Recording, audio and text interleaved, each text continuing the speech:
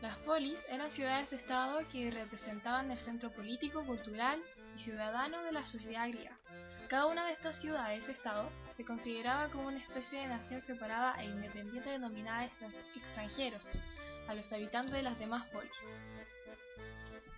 Las polis tenían características en común. Primero era la extensión territorial reducida, con un núcleo urbano en el que se situaba el centro político, administrativo, comercial y religioso.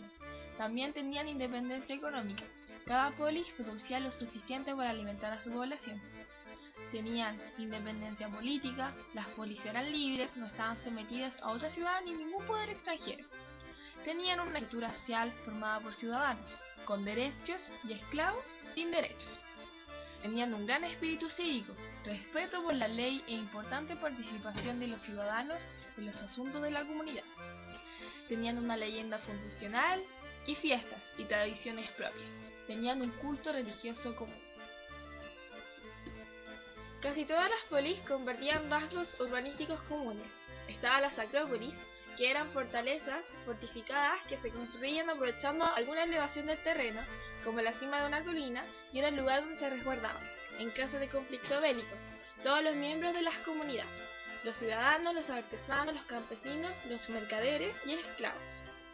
También estaban las ágoras o las plazas públicas, que constituían el centro principal de las polis, en el que se concentraba la actividad comercial, el mercado, la cultura y pública, la muralla o defensiva que rodeaba los principales barrios de las polis.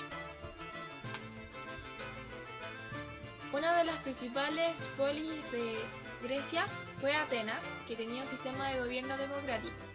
Se definía como gobierno de los ciudadanos. Una de las principales características de Atenas es que vivieron aproximadamente 250.000 habitantes como máximo, que hacia mediados del siglo V en las polis era la más populosa, creativa y agresiva.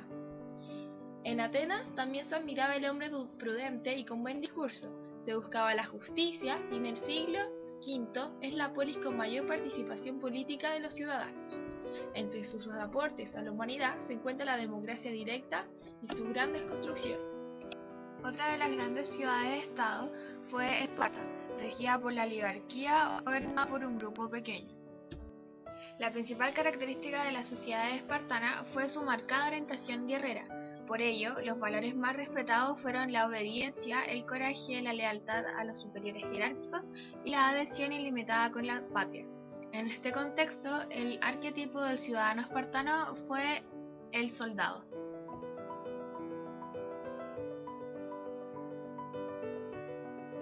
La civilización griega fue básicamente marítima y comercial. El componente geográfico jugó un papel fundamental, puesto que el relieve accidentado dificultaba los cultivos.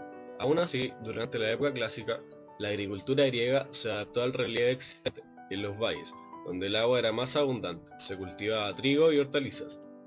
Y en las tierras de las pendientes de las montañas se cultivaba la vid y el olivo, del cual se obtenía aceite, un producto fácilmente comerciable.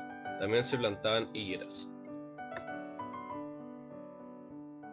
Economía en Atenas.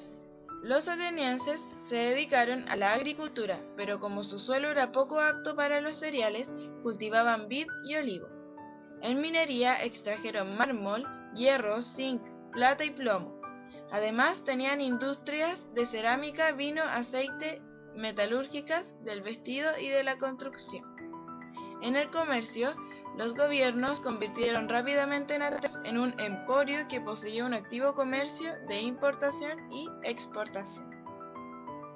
También podemos decir que su economía era autárquica. Economía en Esparta. La base de la economía espartana era el cultivo de cereales, vid y olivo, y la extracción de minerales. Por el temor que le inspiraban las influencias extranjeras, redujeron al mínimo el comercio exterior. Dejaron en manos de los periecos las tareas vinculadas con el comercio y la industria. No hacían intercambio ni mercado, estaban atados a la tierra y a la agricultura autárquica, pero esto hacía que no se relacionaran con distintas polis.